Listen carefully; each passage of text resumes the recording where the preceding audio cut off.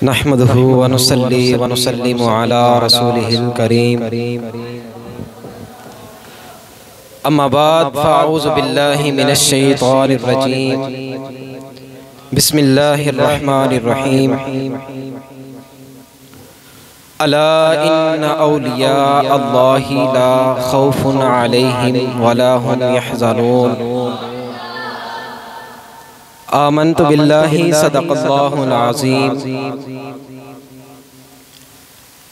इन्नल्लाहा व मलाइकतहु युसल्लूना अलन नबी या अय्युहल्लज़ीना आमनू सल्लु अलैहि व सल्लिमू तस्लीमा। बाआवाज़े बुलंद सब मिलकर पढ़ें अस्सलातु वस्सलामु अलैका या सय्यदी या रसूलल्लाह व अला आलिका व अस्हाबिका या सय्यदी या हबीबल्लाह।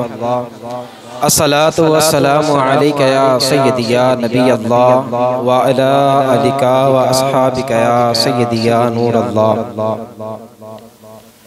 अल्लाह रब्बुल इज़्ज़त की हम्द व सना और प्यारे आका अलैहिस्सलातु वस्सलाम की बारगाह में हदिया दुरूद व सलाम अर्ज़ करने के बाद मेरे असाज़ा इकराम और मेरे हम मकतब साथियों, अस्सलामु अलैकुम व रहमतुल्लाहि व बरकातुहू।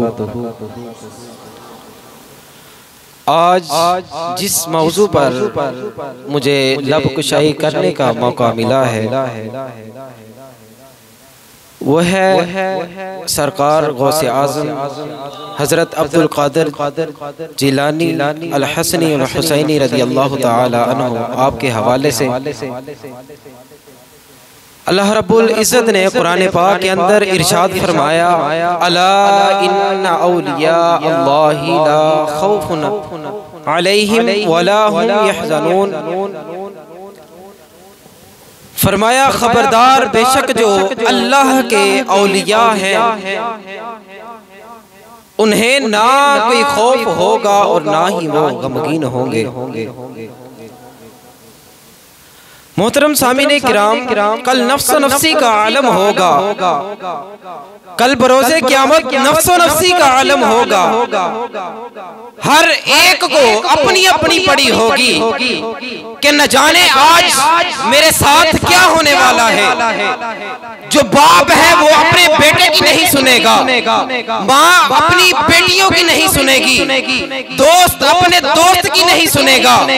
हर एक को अपनी अपनी पड़ी होगी कि न जाने आज मेरे साथ क्या होने वाला है। लेकिन उस वक्त भी जो अल्लाह के नेक बंदे होंगे, उस वक्त भी जो अल्लाह के बरगज़ीदा बंदे होंगे, उस वक्त भी जो अल्लाह के दोस्त होंगे, उस वक्त भी जो रातों को क़याम करने वाले होंगे, उस वक्त भी जो गौसे आज़म जैसी हस्तियां होंगी, उस वक्त भी जो अमीरुल मुजाहिदीन जैसी हस्तियां होंगी, उन्हें ना कोई खौफ होगा और ना ही वो गमगीन होगी। उन्हें ना कोई खौफ होगा और ना ही वो गमगीन होंगे। सामीने किराम, वो कौन लोग हैं? वो सरकार गौसे आज़म जैसी हस्तियां हैं जिन्हें उस वक्त ना कोई खौफ होगा और ना ही वो गमगीन होंगे। हम बयानात बहुत सुनते हैं, बड़े उलमा के हमने बयानात सुने, लेकिन हमने कभी ये सोचा कि बयान के शुरू से लेकर आखिर तक हमने जो बयान सुना उसके अंदर से मैंने क्या सीखा। जो मौलवी साहब थे, मौलाना साहब थे, उन्होंने तो बयान किया, अपने अंदाज के मुताबिक बयान कर दिया, लेकिन मैंने इससे क्या सीखा, मैंने अपनी जिंदगी के लिए इस बयान से क्या सीखा। मेरे भाइयों, कोई भी कहाँ जहाँ मर्जी आप बयान सुने वो ऐसे समझा करें कि मैं एक सबक सुन रहा हूँ, उसके अंदर से मैंने अपनी जिंदगी के लिए जो अहम निकात है वो मैंने समझने हैं और उस पर अमल करना है। तो जब हम घर से मदरसे की तरफ आते हैं और हमारी माएँ हमें नसीहत करती हैं कि बेटा ध्यान से जाना, गाड़ी आराम से चलाना, इस तरह की नसीहतें फरमाती हैं। मेरी वालदा माजिदा हयात थी तो वो भी मुझे कहती थी कि बेटा मदरसे जा रहे हो तो आराम से गाड़ी चला के जाना, ध्यान से जाना। तो अल्लाह ताला उनको जन्नतुल फिरदौस में आला मकाम अता फरमाए। इसी तरह हुज़ूर गौसे आज़म छोटी उम्र में हुसूल तालीम के लिए बगदाद शरीफ जाना चाहते थे, तो आपने अपनी वालिदा से इजाज़त मांगी।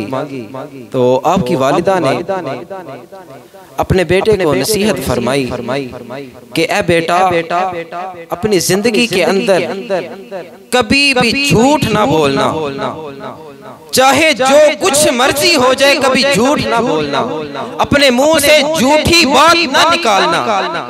हुज़ूर गौसे आज़म अपनी वालिदा की बात को मानते हुए जो काफिला बगदाद जा रहा था उसके साथ वो अपना सफर शुरू करते हैं। सफर शुरू करते हैं, कुछ सफर तय करने के बाद उस काफिले को डाकू पकड़ लेते हैं, लूटते हैं, सारा माल लूट लेते हैं। हुज़ूर गौसे आज़म अभी छोटी उम्र के थे, बच्चे थे। एक डाकू उनके पास आता है, कहता है, पूछता है कि ए बच्चे, तेरे पास क्या है? हुज़ूर गौसे आज़म फरमाते हैं कि मेरे पास 40 दिनार हैं। वो डाकू मजाक बात को समझता है, कहता है कि ऐसे ही मुझे तंग कर रहा है, वो चला जाता है। दूसरा डाकू आता है, वो भी यही सवाल करता है कि ए बच्चे, तेरे पास क्या है? हुज़ूर गौसे आज़म फरमाते हैं मेरे पास 40 दिनार हैं। वो डाकू भी इस बात को मजाक समझ के चला जाता है। दोनों अपने सरदार को बताते हैं जाकर कि एक बच्चा है, वो कहता है कि मेरे पास 40 दिनार हैं। सरदार ने कहा कि उस बच्चे को मेरे पास लाया जाए। सरदार एक टेले पर बैठा था, उस बच्चे को कहता है कि बच्चे सच सच बता दे, तेरे पास क्या है? हुज़ूर गौसे आज़म फरमाते हैं कि मेरे पास 40 दिनार हैं, मैं कितनी दफा बता चुका हूँ।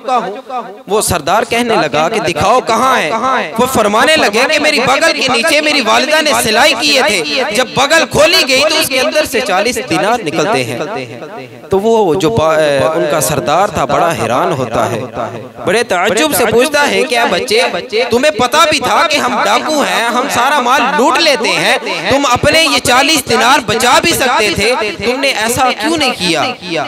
वो हुज़ूर गौसे आज़म फरमाने लगे कि मेरी वालिदा ने मुझे नसीहत की थी, मुझे हुक्म दिया था कि ऐ मेरे बेटे, कभी जिंदगी के अंदर झूठ नहीं बोलना। मैंने उनके हुक्म को अपनाते हुए मैंने झूठ नहीं बोलना। देखें, ये हुज़ूर गौसे आज़म अभी बचपन में थे, तो अभी से उन्होंने अपनी वालिदा के हुक्म को मानना शुरू कर दिया। वो सरदार बड़े ताज्जुब से कहता है कि तुमने अपनी वालिदा के हुक्म को नहीं माना, 40 दिनार हमारे सामने रख दिए, लेकिन हम कई सालों से अपने खालिक कायनात का जो हुक्म है उसको हम जुटला रहे हैं, हम अल्लाह रब्बुल इज़्ज़त के वादा की खिलाफी कर रहे हैं। वो बादशाह, वो जो सरदार था, उसी वक्त हुज़ूर गौसे आज़म के कदमों पर गिरता है और रोकर माफी मांगता है और उसी वक्त कलमा पढ़ के मुसलमान हो जाता। ये उनकी करामत थी अभी बचपन की। तो इस वाक़े से हमें क्या सबक मिलता है?